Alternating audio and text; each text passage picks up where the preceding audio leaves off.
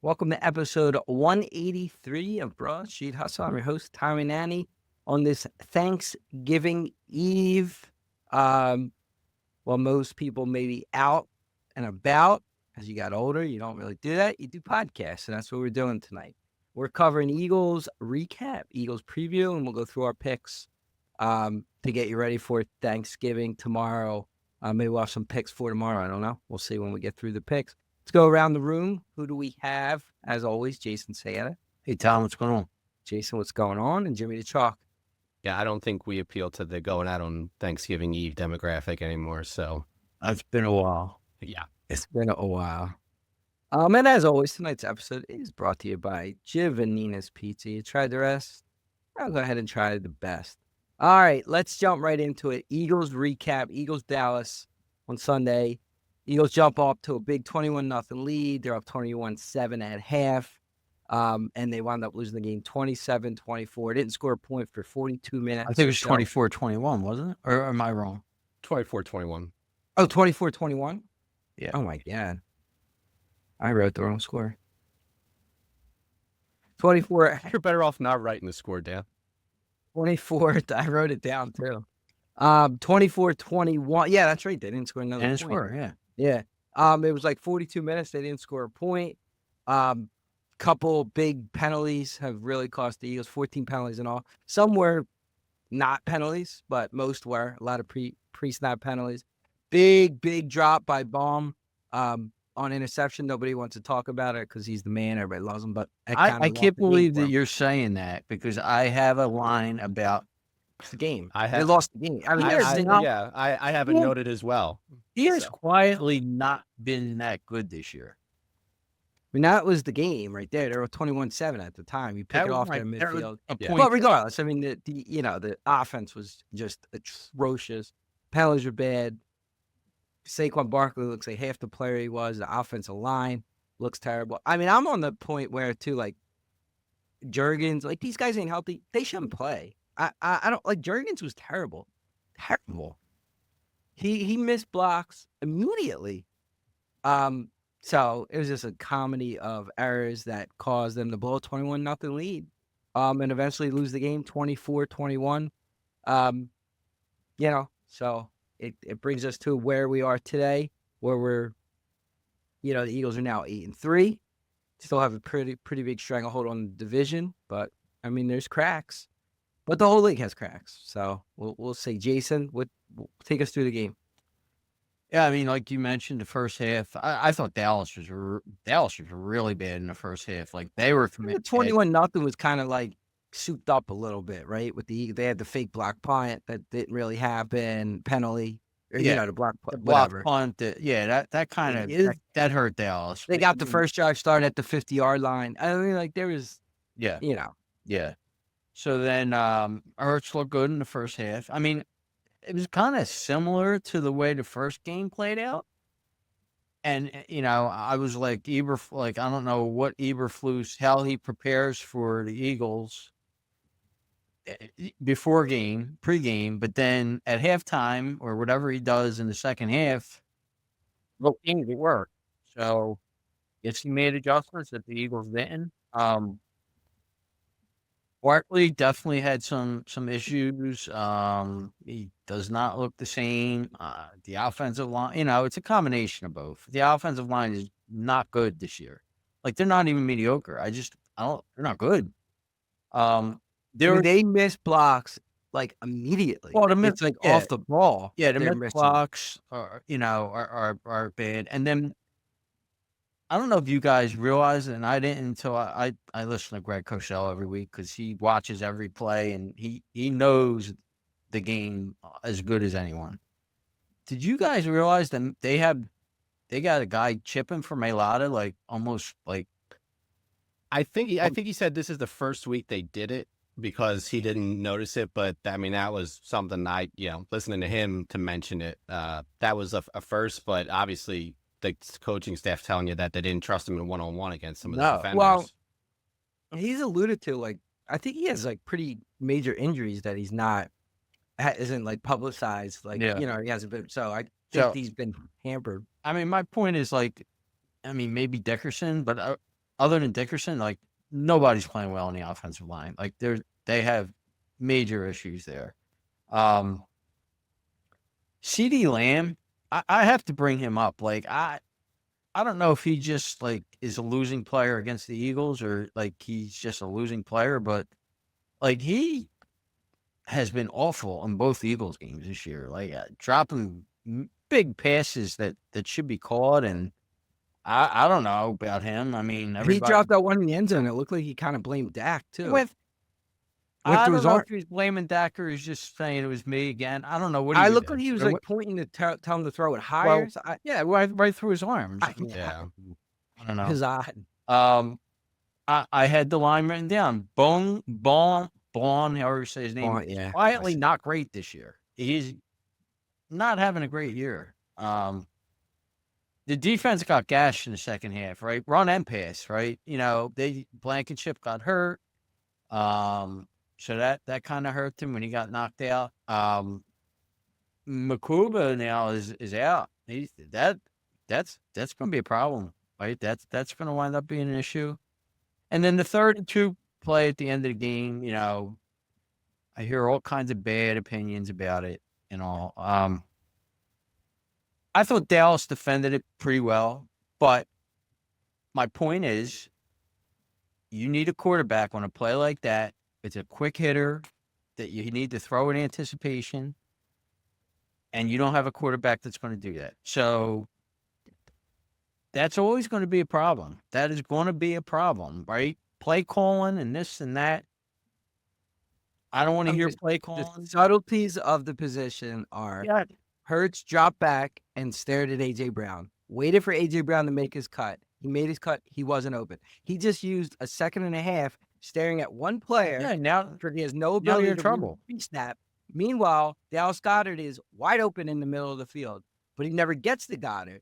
And then knowing, you know, they disguised it because they weren't really playing man. They moved the man coverage on that play. Yeah. Hurts doesn't pick up its man coverage, meaning he had the entire right side of the field to run for a first down. And what does he do? He takes a 10-yard sack. So you can want to blame calls and play calls. And, you know, I'm sure, Jason, you got a bunch of things. That's the subtleties of the position that he can't do. And a better quarterback gets the first down on that play. Yep. Bottom line. Yep. And you're starting to hear whispers of what we talked about in August about, and, you know, Howard Eskin is a guy who, you know, say what you want about him. He's old. He's over the hill. He's done, whatever. But he does still have sources in the building. And he said that he's hearing that there are people that are saying that the best quarterback on the team is not on the field right now. So take that for what it's worth. And I'll throw in one more thing, because how could you forget it? But Gibson, that's one on the 1-yard line. I think cost them points, but it cost them field position, because it's a field position thing. But Dallas didn't score there, but it wound up costing them field position. But like that's a cuttable offense. Yeah, he don't offer you anything. What happened to Covey? Like, why wasn't he back this year? What was that? He's on the practice squad. He will most likely be playing on Friday. Okay, so they brought him back. Was he hurt? He was. The Rams had him and then cut him. Wow. And then that's a mistake. Then that's a mistake. He was hurt last year. He got hurt last year, missed the whole season. Like he tried to come back. He did get hurt. Well, yeah, DeJean was running punts back. Yeah, DeJean was doing it last year. I mean, obviously, they guess they still don't want to use him doing that this year. But Gibson wasn't on the team to start the year. I don't even remember who was returning punts in the first game. He wasn't on the roster at the start of the season. Covey's a guy who's just. I think it was Dotson. Yeah, it might have been Dotson, because he did it in college. He did it in college. Yeah. He's not going to make mistakes. He's not going to return anything. I mean, he might give you a nice return. I mean, how do you at the 1 year? It's that. You get cut for that. I mean, that's punt return 101. And then you fumbled. Wait. I mean, yeah. And it's. Yeah. But yeah, I had 23-20 as my score, so I was pretty close. You know, I had people texting me during the game that how wrong we were about our, you know, picks and our analysis and stuff when it was 21-0. And then I guess they forgot it's a 60-minute game. Yeah, I'll say some what I have to say after talking about it. Real quick. I thought one thing you missed was Cooper DeJean moving to the outside. I think played a big factor in the run game. Like right as soon as he moved to the outside, that's when Williams started to run. Williams, I think, got some big runs up the middle because now he's away from the pile. Right, Cooper's on the outside. He didn't look great against Pickens. And on the one play, the second down play that they got the field goal on, the guy they brought in, Carter, I guess it was, which played the slot. He let himself get picked by he wasn't in the right position, got picked. Pickens got open. Or if that's the Gene in the slot, maybe so I think that was a big. Who picked Mitchell on the last Pickens play that really sealed the game? Was that Carter? That was Carter, yeah, because he stayed above. So he went above the linebacker. I was watching something on it. He stayed above the linebacker. Like slot corners are taught, you always go below the linebacker. That ended the game pretty much. Yeah, so I think that subtly was a big part of, and that's just injuries, obviously played a factor and all that stuff. So I thought that was something to be noted. Chalky, I'll let you go. What you got? I mean, to Jason's point, the Eagles had a score similar to the first game, but I mean, difference was that Dallas offense looked bad, but the Eagles were actually throwing the ball effectively for those first 3 drives. I mean, stat here, Hurts in the first half was 13 and 19. All of his completions, including the touchdown, came against zone coverage, which is what he struggles with more than anything else. So, not a perfect half, but he made a couple good throws and they were moving and then played well. And then, second half, play calling, whatever, play design, I don't know. You see people ripping it. You see people saying no. But the bottom line is they had 14 penalties, 15 if you count the one that got canceled out, which is tied for the most since Sirianni's been here. And when you consider where those penalties came in relation to the plays, I mean, that, if not the biggest difference in the game, it negated a nice 19-yard first down that I got the drives. Yeah. I got the drives when they went up 21-0. You tell me where Petula made a mistake here. I went up 21. I'm not here to criticize Petula at all. I'm not saying you. I'm just saying some of the people that are listening.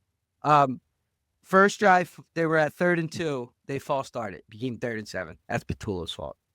Second drive, 2nd and 2, illegal formation. Which was the false start? Which was that the Cam Jurgens false start, or is that? It was the first drive after they went 21-0. I don't remember. I mean, that was a bullshit call where he moved his head and they said, "Oh, it was." I think that was. It was too sudden of a maneuver, which was, but whatever.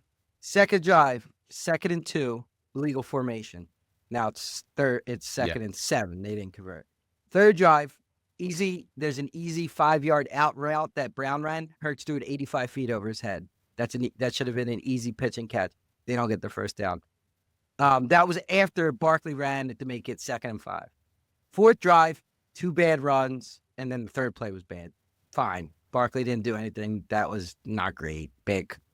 You could blame plays, whatever. Fifth drive, phantom offensive pass interference on the Goddard first down that would have put him at the 30-yard line. I forgot about that. That was, Okay. That sixth drive, legal use of the hands by Johnson. They would have had the ball at the 12.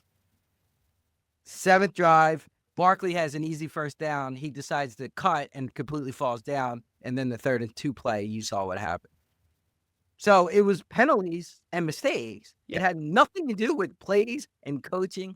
And now if you want to call penalties on the coach or something, like preparation, whatever, but it had nothing. Well, every drive was halted because of a penalty or an execution. Self-inflicted wounds. I mean, I guess that false start was the Jurgens one that I thought was a little bogus. The offensive pass interference was bogus in my mind, but that could have made it. I think is that the drive they missed the field goal. So that was the drive they missed field goal. Would have been a closer field goal. Yeah, I mean, it would have been 1st and 10 at like the 25-yard. And maybe they scored a touchdown. The Johnson penalty was legit, but it didn't necessarily affect the play. And Smith's got a first down, an easy field goal range at that point. And Barkley slips. Barkley doesn't slip. It's a first down, and they keep the clock running. And honestly, say what you want about the problem with 3rd and 2 wasn't that they called that play or that Hurts didn't make that. The problem with 3rd and 2 is that the coaching staff had no confidence in being able to run the ball twice for a first down, which is where they did that last year. They would just beat you up on both sides of the ball and run it down your throat in the second half when you knew it was coming and you still couldn't stop it. 3rd and 2, late in the game with time, trying to save timeouts, that's where you run the ball twice, or you do run the ball and do a tush push or whatever it is. But to what Jason was saying, the offensive line is not winning at all. So whether the run game is the play design or Barkley's fault because he's lost a step, or the run or the offensive line not winning, there's problems there. So you can't rely on the run game whatsoever right now. And that's the huge thing that's weighing this, this offense down. And look, I mean, not that Dallas is an awful team, but the Eagles, no matter what you think right now, are still a better team than Dallas. Had the teams that are not as good win, they get breaks that go their way. So, the tight end, is it Ferguson? It was one of the late drives. The Dallas tight end fumbles the ball, goes out of bounds instead of the Eagles getting to it in time, whereas Barkley and the other fumble goes right to him. The ball doesn't get the interception, which stops that drive. And then after that is the pass interference call against DeJean, where Lamb put his hand under his chin and pushed his head up, which should at least been offsetting and negated that play. So that call doesn't go their way. Well, that to me, hold on. To me, that's a no call.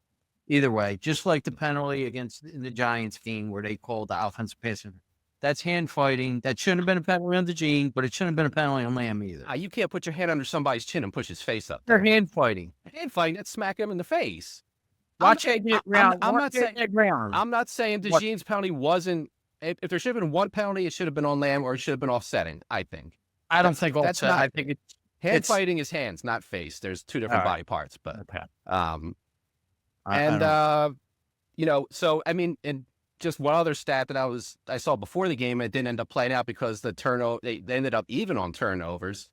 As much as we want to criticize, like rely on the defense and do this and that, the last 40 games where Hurts has played the whole game and the Eagles have won the turnover battle, they're 40-0. So that's clearly their design is like avoid the mistakes, get an extra turnover too, and you win the game. It's a proven formula. 40 straight games, like that's not luck.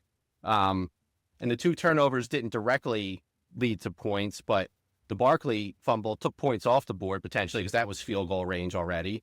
And then the fumble down, the Dallas gave him the ball back, but it completely flipped the field. Whereas if you let that ball go in the end zone, you're starting at the 20. And then, you maybe if you get 3 first downs, you're in field goal range as opposed to starting from the 1 yard line. So, Yeah, but they got a first down. They got a ball to like the 20-yard line. No, they got a couple first downs, but we're talking about the offensive limitations. How many? Like they had a couple long drives in the first half, but how many first downs can you get without running into these issues? If you're starting at the 20, you're going to be that much closer than the 1 yard line. Like you add 20 yards on to wherever they were, like you could have tried a long field goal at that point. You're calling plays differently maybe than, where it was. But, it was very, very sloppy, and that's how you lose games. And they lost it because they were sloppy and made a lot of mistakes. So. And the reason that they run all the games that they've been winning is they make less mistakes than the other teams. Absolutely. And this week they did not. That's pretty, unless you're a really, really dominant team, that's the winning formula is you have to minimize your errors and make the other team make more. Very few teams are good enough to make all those errors, 14 penalties, even though the turnover battle was even, and still win a game. And they are not that good. They were not that good. Yeah, I mean, there's no question that the mistake they lost because it's one of those mistakes aren't made, they might win. I mean, they just made just enough mistakes to lose a game. I mean, and they don't. You look around the league, like you said, Chuck. I mean, that's like every game. There's no team. I mean, Buffalo looks good, looks bad. Green Bay looks good. Like no team is just out there dominant except the Rams. The Rams are the one team, and even they almost blew the game against the Seahawks. The issue I have with the Rams is they don't have a legitimate home field advantage. So, like, it's an advantage for them not to have to go on the road. Yeah, and they don't have to get that first game if they get the 1 seed. But, a team like Seattle or the Eagles could go there and win. Yeah. Whereas it's less likely for the Rams to go into Seattle or Philadelphia to win. That's my issue with the advantage is not getting a boost from the home crowd. It's not having to play in the snow in Philadelphia in January or whatever. But the other team, it gets that advantage too. Yeah, the advantage too. Yeah, so it doesn't hurt. But the problem with the Eagles it's the quarterback, it's the running back, it's the offensive line, it's somewhat of the offensive, design, play call, and it's serious. It's like every single person has a hand in what's going on. It's not one problem. It is everything. But again, you give Hurts credit for being 50, whatever his record is. You got to blame him when you lose games. So, like, he comes with the territory. So I still ultimately put it back on Hurts didn't make a single play in that game that turned the tide, like when they needed to make a play. The thing with Hurts was those 3rd and 2, he makes a run, he does something against first. He took a 10-yard sack on 3rd and 2 coming out of a 2-minute warning. It's unacceptable. I mean, to me, that's completely unacceptable. And the reason you're in these is because of the way your offensive design. And again, the only reason you were successful last year is because Saquon Barkley ran for 2,000 yards. And in the second half of games, he broke 50 and 60-yard runs. That's why it looked different last year and why it doesn't look like that this year. You're not terribly different this year than you were last year, except for that one fact. And it shouldn't be a surprise when you have a 28-year-old running back who had the usage that he had last year coming into this year. Well, I think, I forget whether we were talking about all this on air after we start recording, but basically 4 your 5 offensive linemen have been struggling with injuries all year. The one that's been healthy is Steen, who's average at best. So Johnson was playing fine, and now he's been hurt, and he was coming in out of games. Dickerson and Jurgens have both missed time, and Mailata has played, but he's getting the help because he's playing with injuries. So, and Johnson, who had been steady enough, did not have a good game the other day. So, now if they would have had last year's Mekhi Becton, is the offense automatically better? No, but because the other stuff is building up. And Becton this year did not play well at all. But Barkley's slow to get the ball, get to the line, all that. But also, I watched clips from last year. That offensive line was pushing guys like they were. Yeah, Becton, they're 3 yards past the. The point of contact was they were winning those battles and winning them decisively for Barkley to be able to get to where he was before being touched.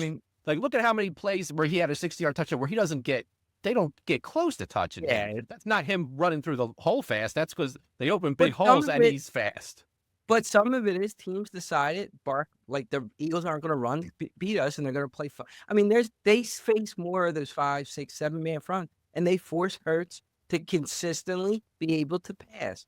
Can he do it on a drive? Yes. Can he do it on 2 drives? Maybe. He can't. He's not consistently going to beat you with his arm. He may inherently. He's been more inaccurate this year than he has been in other years, which was not necessarily an issue of his. But some of that is he's off his spot when he's making throws because the line's not been great, etc. But it's a combination of all these things that the teams are playing against the run. The offensive line's not looking good. Barkley's not looking good. And it all comes back that you have an average quarterback. At best. That's what it is. I don't know what else to like. And the thing that makes him average is his legs, because if it wasn't for his legs, he wouldn't be average. No, that dynamic helps them for sure. Yeah. It opens up. They don't even run the design. I know that was a big topic. Like the design runs for Hurts are not even part of the offense any longer. He's slowing down too. If you watch him run, he's not as fast as he used to be. I don't think. He looks. And some of that might be him, because this is also some of the rumors going around is Hurts is not easy to work with. He wants to play how he plays. Maybe that's part of it. Maybe he says, I'm not because that was the whole thing with McNabb too, right? Like one time he stopped. He don't want to run no more. He don't want that type of line. He's not going to do that. He's not going. Or he changes the play at the line of scrimmage and does things that we don't even see live. What he's doing to not. I don't know if it was the Lions game. One or two of what looked like design run plays were plays he called at the line, and they turned out well, but they weren't being called by the coaches as a designated play for that. Yeah, he had the draw up the middle. I don't know if he called that or if that was coming from the huddle, out of the huddle, the touchdown. Yeah, I mean, a lot of times the quarterback walks to the line and sees something, and he's like, all right, like, that's the look that he's getting. So, he audibles. Yeah. No, I mean, I think it was a Lions game, I think, because I wouldn't have seen anything about this game. So, like, those are the right calls. But they're not, like you said, Tom, it doesn't even, maybe there's the RPO, but they're not baking in design runs for him, like, to be mixing that in. It's like, call it if you see it. Even on the RPO, I mean, it's like, how many times did he keep the ball? And he's not really keeping not it. much, No. right? No. And it hasn't been successful when he did. All right, well, that brings us to Friday's game, Friday 3, Black Friday game, another stupid thing the NFL does. Eagles, Bears, you could say you're at that crossroads of a season. Eagles played the Niners, got whooped. They were at that crossroad in 23, kind of collapsed. Last year, they got whooped by Tampa, went on the bye, and they turned around. Like, you hit that crossroad. So you could say this is it. I mean, do the Eagles decide they're going to move on with the season, or do you start to see, or is it just another game? Who knows? But I was like going into it saying, man, this Dallas game could have been the downfall of the Eagles. And then I see the line opens at 7.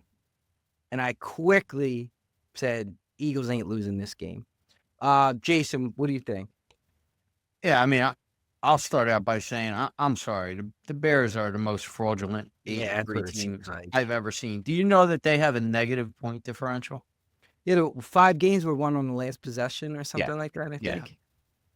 Yeah, I totally agree with you. I think the Eagles are pissed off of a bad loss, getting killed by the media. It's always the world's ending because they lost the game in Philadelphia. I definitely think this is a bounce back game. Now they do have some injuries that are piling up. Makuba Smith, what's going on with him? No one seems to know. I if I had to guess, he's not going to play, but it's not a lot known. That's not good. He missed wasn't he like not on the flight? He had a different flight for personal reasons. They said last week, But now he's sick and something else is wrong. Shoulder or something, yeah. So, but I think the Eagles win this game. I think they win it handily. I was going between 27-13 and 27-17. I'll say 27-17. Yeah, I kind of see it the same. But like I said, I saw that line open at 7. I was like, that's a lot of points against. I mean, if you just look at records, the Bears just won another game. But I still don't think Caleb Williams is a good quarterback. I think Ben Johnson is the only reason why they have some semblance of an offense. Their defense is terrible. I think they're very good in turnovers, where that's the only thing they do well. And the Eagles don't turn the ball over that much, especially coming off 2. So I don't see the Eagles turning the ball over. And similar to Jason, I see this relatively as an easy win for the Eagles. It is 44.5. I thought that was a little low, so I'm gonna stick with unders on my score. So I saw it like 27-10, 24-10. My official number is 24-10, but I think they hold the offense and they'll put somewhat points up, but nothing crazy, and it stays unders. Chalky? Yeah, I mean, that line was like 7.5 before the Dallas game, so they didn't adjust based on how that game ended up. I mean, I agree with both you guys in the sense I think it's a 2-score win. I'll say 27-13 since Jason said 27-17. Defense stinks, and the Eagles didn't score any points in the second half last week, but they scored 21 against a bad Dallas defense. It's only happened once in Serie A, so I'm gonna expect there's not gonna be 14 penalties against them this time around. And the Bears, like, call it luck, call it just, but these 1-score games are beating bad teams. Like, who's a good team that the Bears have beaten this year? I don't think there is one. They played the Lions, got blown out. They lost a close game to Minnesota, who's turned out to be a bad team. So, I mean, you want to give the Steelers as the best team. I mean, they made it a 1-score game with a backup quarterback last week. So, Like there ain't no world beaters on here between the Saints, Commanders, Raiders. They blew the Cowboys out, but Cowboys lost Lamb early in that game. So anyway, I think it's a fraudulent 8-3, if you will. So yeah, it's going to be a two-score game. And the difference, I think, between this and you, Tommy, you referenced the 49ers game. I mean, I feel differently is that 49ers game, things started to fall apart, but the 49ers dominated the Eagles for the last 3 quarters of that game and whooped their ass. Like, Dallas won the game. 49ers were a much better team than the Bears. Dallas did not whoop the Eagles for 3 quarters. Like, they played well enough to win, but the Eagles had a lot of self-inflicted wounds that probably cost them the game, whereas the 49ers were a better team, and that was the first signs of, like, hey, they could be getting dominated in games, and that's not how they lost this last game. So, and I don't see the Bears doing that unless the Eagles continue to make a lot of mistakes, which they don't do it back-to-back weeks. So I'm going to say it's not going to happen. Okay. I think that's it. Anything else to add before we move on to Jason and the picks? All right, Jay, take it away. All right, do league stats. So 4 overs, 10 unders in the week. So I mean, over unders 89 and 89 on the year. Like how good are the odds makers? Like is that amazing? Like pretty good. They nailed it. It's just incredible to me. But anyway, public again 6 and 8. So they're terrible this year. They're 77 and 100. We have not. The podcast itself has been really bad this year, especially lately. But we were 2-6-1 last week. Let's see. Chalky. All right, we'll start with Tommy. Tommy is 1-2. You had the Saints, as we all did. It was a disaster. Just not really. They were never really in the game. I mean, the kicker killed them, but they weren't. Nah. The Chiefs. I think that's a little bit bad luck for us because I had the Chiefs too. I think they should have covered that game. I don't know. They couldn't get the ball in the end zone. Like it was almost like they got very conservative because they had 1st and goal inside the 5. I think, right? Yeah. In the fourth at the end of the game. At the end of the 4th quarter. Yeah. And then they had a bad run. It didn't seem like they were trying to score. I mean, I guess they were trying to score, but there was no urgency to get in the end zone. No urgency or something. Yeah. They were trying to. That's exactly right. Yeah. They were trying not. They were instead of just scoring, they were trying to be slow it down so the Colts didn't get the ball. Like I don't agree with that. And then you did hit the Browns under, so you went 1-2. I had the Chiefs last week. Yeah. Yes, you did.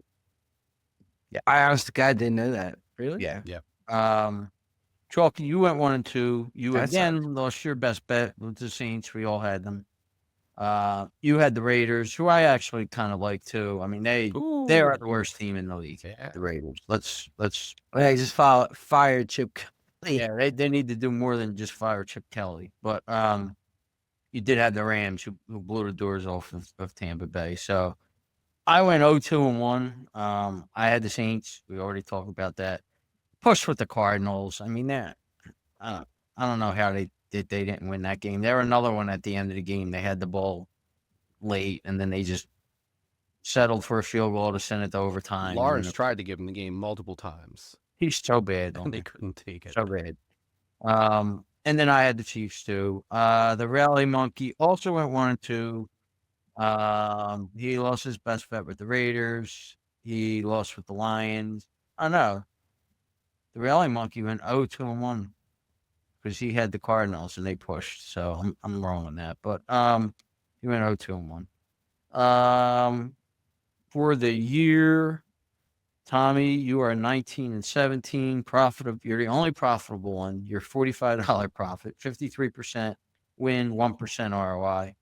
I'm 17-1. Loss of $30. 51% win, minus 1% ROI. Chalky, you're 500. You're 18-18. Loss of $165. 50% win, minus 5% ROI. Jimmy D's 2-1, $86 profit, 67% win, 29% ROI. Rally Monkeys awful, 13-22. As a pod, we are now losing pod. We're 57-53, $64 loss. 52% win, minus 0.6% ROI. Tommy, your best bets. You dropped one last week, but you're still 8-4 for the year. $341 profit, 67% win, 28% ROI. I am 6-6, loss of $42, 50% win, minus 4% ROI. Chalky, you're in meeker territory now. You're 3-9, loss of $619, 25% win, minus 52% ROI. Tommy is still the leader. Lifetime, he's 35-26, 57% win with his best bets. I'm 35-28, 56% win. Chalky, you're 29-36, 45%. You're at the Mendoza line with Meeker, 23-28, Meeker, 45%. Lifetime best bet. And lifetime overall, I'm now 108-85, profit of $1,324, 56% win, 7% ROI. Tommy, you're 93-91, loss of $413, 51% win, minus 2% ROI. Chalky, you're 98-97, loss of $721, 50% win, 50.4% win, minus 4% ROI. Meeker, never forget Meeker. 72-81, loss of $1,598, 47% win, minus 10% ROI. And as a pod, we are still positive. We're 299-273, $190 profit, 52% win, 0.3% ROI. But we don't win this week, we're probably not going to be profitable anymore. Okay. Well, we got to change this up, I think. Jimmy goes... By chance, we just do random things. Jimmy happens to always go first by luck. So I think we need to change it up, the order. Jason, no, why don't we do Rally Monkey first? Chalky, you second this week, and then myself and Jason. So Chalky, you got the Rally Monkey? I do. So the Rally Monkey's best bet is going to be Carolina plus 10 against the Rams. Who takes Carolina? Where did they even get that? The Rally Monkey. That's minus 105. Second bet is going to be Cincinnati plus 7 against the Ravens. That's minus 110. And the third bet is going to be Chicago plus 7 against the Eagles. That's minus 108. Okay. Chalky? My best bet, so we're going to let some people make some money early. Hopefully they're listening to this Wednesday night. However you want to play my best bet. My best bet is going to be the Lions minus 2.5, minus 120 against Green Bay tomorrow. Second pick is going to be Kansas City minus 3.5, minus 105 against Dallas. That's also Thanksgiving game. And to get that ROI up, my third bet is going to be Jets money line plus 124 against the Atlanta Falcons. Okay. I struggled this week, but I seem to struggle every week. My best bet was Washington plus 5.5, minus 110 against Denver. That line keeps dropping. I don't know. I think it's because what's the name might play. Daniels. Yeah. Mm-hmm. But which is dumb. They have no shot in the playoffs. Why bring him back? They get hurt against the best defense in the league, right? Is that 20 more sacks than anybody else? But I hope they play him. I hope they play him. I hope they play him. I hope they play him. I'm still not completely sold on Denver that they lose that edge being home. So watch it.